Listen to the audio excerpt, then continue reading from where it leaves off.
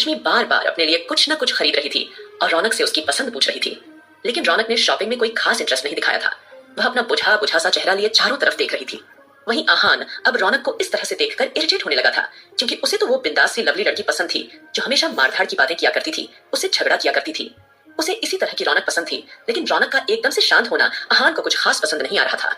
इसलिए वो अब 2 टी-शर्ट लेकर सीधा रौनक के सामने जाकर खड़ा हो गया और उसकी ओर देखकर चहकता हुआ बोला, हे मिस हवा हवाई, बताओ जरा इनमें से कौन सी शर्ट तुम्हारे लिए ठीक रहेगी? आखिरकार गांव की ट्रिप से लौटने के बाद हम दोनों की शादी होने वाली है, तो इसीलिए मैं सोच रहा हूँ कि थोड़ी बहुत शादी की शॉपिंग अभी से स्टार्ट कर दूं, और शादी के बाद डोंट वरी, मैं तुम्हें शर्ट और जीन्स ट्राउजर और तुम चाहे तो मेरे भी कपड़े पहन सकती हो। मैं तुम्हें यही कपड़े पहनाऊंगा, डोंट वरी। अरे मैं वो टिपिकल हस्बैंड नहीं हूँ जो अपनी बीवी को सलवार कमीज में देखना चाहता है। अरे मैं तो अपनी बीवी को अपने जैसे कपड़ों में ही देखना चाहूंगा। अब जैसे ही आहान ने बिल्कुल टिपिकल आदमियों वाली बात की, रौनक का दिल किया कि वह साइड में रखा हुआ गुलदस्ता उठाए और आहान के सर पर दे मारे, लेकिन फिर उसने जैसे जैसे खुद के इमोशंस पर कंट्रोल किया और आहान को देखकर बोली, छछूंदर जाओ जाकर अपना काम करो, मेरा दिमाग मत खराब करो। इतना बोलकर रौनक वहां से हट गई थी, लेकिन तुरंत आहान एक बार फिर उसके सामने आकर खड़ा हो गया और दोनों शर्ट को उसकी तरफ दिखाते हुए बोला, देखो इनमें से दोनों शर्ट पसंद कर लो, और मैंने डिसीजन लिया है कि जैसे कपड़े तुम पहना करोगी ऐसे ही कपड़े मैं भी पहना करूंगा। दोनों सेम सेम कलर की जीन्स, सेम सेम कलर की शर्ट, सेम कलर के जूते, सेम कलर के गॉगल्स, चश्मा, परफ्यूम, बेल्ट। इतना ही नहीं, खुद हर चीज हम दोनों सेम सेम बिल्कुल एक जैसी खरीदा करेंगे।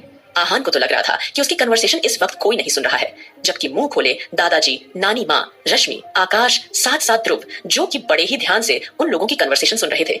सुमित अभी वहां नहीं पहुंचा था।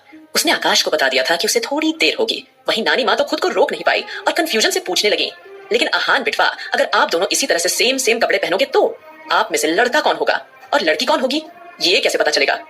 अब जैसे ही नानी माँ ने बिल्कुल मासूम सा चेहरा बनाकर ये बोला, सब लोग जो कि थोड़ी देर पहले आहान की इरिटेटिंग बातें सुन रहे थे, अब नानी माँ की बातें सुनने के बाद सब जोरों से ठहाके लगाकर हंस पड़ते हैं, क्योंकि वो एकदम से ही काफी ज्यादा फनी सिचुएशन सी बन गई थी। वहीं रौनक भी खुद को रोक नहीं पाती और छोटी सी स्माइल उसके चेहरे पर भी आ गई थी, और वह वहां से हटकर सीधा कहीं और जाकर बैठ गई थी, क्योंकि वह नहीं चाहती थी कि उसके चेहरे की मुस्कुराहट कोई भी देखे। वहीं दूसरी ओर राधिका जल्दी ही अपने ऑफिस में पहुंच चुकी थी। ऑफिस में पहुंचने के बाद जैसे ही उसने आज ऑफिस में एंट्री ली, सब लोग हैरानी से राधिका को देखने लगे थे। अब राधिका हैरान थी कि उसका तो आज दूसरा ही दिन है, तो इस तरह से सब लोग उसे क्यों देख रहे हैं, क्योंकि जब से राधिका की जॉब लगी थी तो आज उसका दूसरा दिन ही था। उसका ज्यादा दिन नहीं हुए जॉब ज्वाइन किए हुए। अब राधिका को सब लोग हैरानी से क्यों देख रहे हैं? अब राधिका थोड़ा हैरान हो गई कि उसने क्या किया है, सब लोग उसे इस तरह से क्यों घूर कर देख रहे हैं। अभी उसे अपनी डेस्क पर बैठे हुए केवल 5 मिनट हुए थे कि तभी एक पियून वहां आया और अदब से बोला, राधिका मैडम, आपको बॉस अपने केबिन में बुला रहे हैं। अब राधिका सोचने लगी कि उसके बॉस मिस्टर भारद्वाज साहब को हुआ क्या है, आते ही मुझे क्यों बुला रहे हैं। उसके कंपनी का बॉस मिस्टर भारद्वाज एक अधेड़ उम्र का व्यक्ति था, जिसने राधिका की सारी बातें सुनने के बाद उसकी काबिलियत को देखकर उसे नौकरी दे दी थी, क्योंकि उनका मानना था कि अगर कोई फ्रेशर अगर इस तरह से जॉब ज्वाइन करते हैं तो उन्हें एक्सपीरियंस काम करते हुए तो होगा ही, इस तरह से थोड़ा ही ना होगा। तो ये सोचते हुए उन्होंने राधिका को अपनी कंपनी में जॉब दे दी थी। अब राधिका उस पियून की बात सुनकर जल्दी ही अपने बॉस से मिलने के लिए उसके केबिन में चली गई थी। उसने देखा कि उसका बॉस कुर्सी पर दूसरी तरफ फाइल लेकर बैठा हुआ था। राधिका ने जल्द ही बोलना शुरू कर दिया, जी सर, आपने मुझे बुलाया? तब उसके बॉस की आवाज आती है, राधिका, कल हमने आपको एक इंपॉर्टेंट फाइल दी थी, क्या आपने उस फाइल को पूरा पढ़ लिया? तब राधिका जल्दी से बोली, जी सर, मैंने वह सारी फाइल पढ़ लिया है। तब उसका बॉस बोला, अच्छा ठीक है, तो उसे फाइल में आपने कितनी कोटेशन रखी है और आपको क्या लगता है वह जो प्रोजेक्ट वह हमारी कंपनी को मिल जाएगा? हमने जो कोटेशन रखी है क्या वह बिल्कुल ठीक रखी है? और राधिका को समझ में नहीं आया कि वह अपने बॉस को जवाब दे तो क्या दे। तब राधिका हिचकिचाते हुए बोली, लेकिन बॉस, मुझे तो नहीं पता कि कोटेशन क्या कितनी रखनी चाहिए। कितनी नहीं, आप अच्छी तरह से जानते हैं कि मैं फ्रेशर हूँ और मैं आपको पहले दिन ये बात बता चुकी थी। अभी मुझे धीरे धीरे सब चीजों के बारे में नॉलेज मिलने में थोड़ा वक्त लगेगा। अब उसका बॉस गुस्से से भर उठा और सख्त आवाज में बोला, एक काम करो, अपना बोरिया बिस्तर समेटो, जाओ यहाँ से, अब आपको यहाँ काम करने की कोई जरूरत नहीं है। अभी भी उसके बॉस ने अपनी शक्ल राधिका को नहीं दिखाई दी। अब राधिका पूरी तरह से चौंक गई थी, क्योंकि उसे तो नौकरी लगे हुए अभी तो मुश्किल से 2 दिन ही हुए थे। इतनी जल्दी से उसके बॉस ने उसे फायर भी कर दिया बिना गलती के, और उसकी गलती भी नहीं बताई गई थी कि आखिरकार उसकी गलती क्या थी, उसका कसूर क्या था। अब तो राधिका की आंखें नम हो उठी थीं और रिक्वेस्ट करते हुए बोली, सर, आप कैसी बातें कर रहे हैं? मैंने क्या किया है? अगर मुझसे कुछ गलती हुई है तो प्लीज आप मुझे माफ कर दीजिए, लेकिन मुझे नौकरी से मत निकालिए। मेरे लिए ये जॉब बहुत ज्यादा जरूरी है। कहीं ना कहीं जॉब लगने के बाद राधिका को एक उम्मीद नजर आई थी कि वह अपना ख्याल रख सकती है और उसे किसी के ऊपर डिपेंड नहीं रहना होगा। लेकिन अब अपने बॉस की बात सुनकर राधिका थोड़ा सा डर गई थी कि वह किस तरह से अपना पेट पालेगी, किस तरह से वो अपनी जिंदगी गुजारेंगी। अब राधिका की आंखों में नमी देखकर, साथ ही साथ उसका गिड़गिड़ाना देखकर उसके बॉस के चेहरे पर एक शातिराना स्माइल आ गई थी और वो कड़क आवाज में बोला, ठीक है, मिस राधिका जी, हम उसके लिए आपको एक चांस दे सकते हैं, लेकिन उसके लिए आपको सबसे पहले मेरे सामने झुककर मुझसे माफी मांगनी होगी।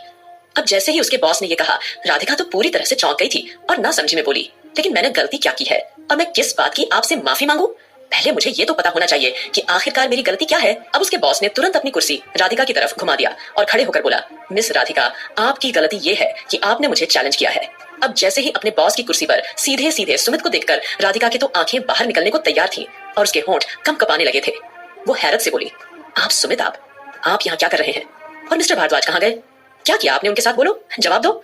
ऐसे बोलकर राधिका सुमित की ओर देखने लगती है। फ्लैशबैक। कल रात जब राधिका ने सबको मना कर दिया कि 15 दिनों के लिए गांव नहीं जा पाएगी क्योंकि उसकी नई नई जॉब लगी है, तो इसीलिए सुमित गुस्से से भर उठा था और अपने कमरे में आकर उसने सबसे पहले अपने सेक्रेटरी को फोन किया। और राधिका जिस कंपनी के लिए काम किया करती थी, पूरी की पूरी भारद्वाज इंडस्ट्रीज को सुमित ने खरीद लिया था और ऑफिशियली अब वो राधिका का बॉस बन बैठा था। और साथ ही साथ उसे ये भी पता चल चुका है कि राधिका ने मिस्टर भारद्वाज के साथ पूरे 2 साल का कॉन्ट्रैक्ट साइन किया है। इसके अकॉर्डिंग वह नौकरी किसी भी कीमत पर नहीं छोड़ पाएंगी। अगर उसने नौकरी छोड़ने की कोशिश की तो कंपनी उस पर भारी भरकम चार्ज लगा सकती है। अब तो सुमित की बातें सुनकर राधिका ने तुरंत अपना सर पकड़ लिया और बेजार होकर सीधा कुर्सी पर बैठ गई।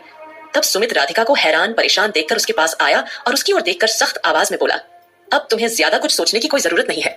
अगर मेरा परिवार चाहता है कि तुम हमारे साथ गांव चलो तो मतलब चलो। आज से 15 दिनों के लिए तुम्हारे ऑफिस की छुट्टी समझी तुम, और डोंट वरी, तुम्हारे पैसे भी नहीं काटेंगे। ये बोलकर सुमित अपनी आंखों पर चश्मा चढ़ाता हुआ जल्दी ही लंबे लंबे कदम बढ़ाकर सीधा मॉल की ओर रवाना हो चुका था। वहीं राधिका सुमित के इस तरह के बिहेवियर से पूरी तरह से चौंक गई थी और फटाफट से उसके चेहरे पर एक बड़ी सी मुस्कुराहट थी और उसने ऑफिस में ही नाचना शुरू कर दिया था। वहीं दूसरी ओर प्रियंका का बॉयफ्रेंड मॉल में तो पहुंच चुका था। साथ ही साथ वो चारों तरफ अपनी आंखें घुमाकर देख रहा था, लेकिन उसे अभी तक अरमान सिंघानिया की बीवी दिखाई नहीं दी, जिसकी वजह से वह थोड़ा सा इरिटेट हो गया था। आगे की स्टोरी जानने के लिए सुनते रहिए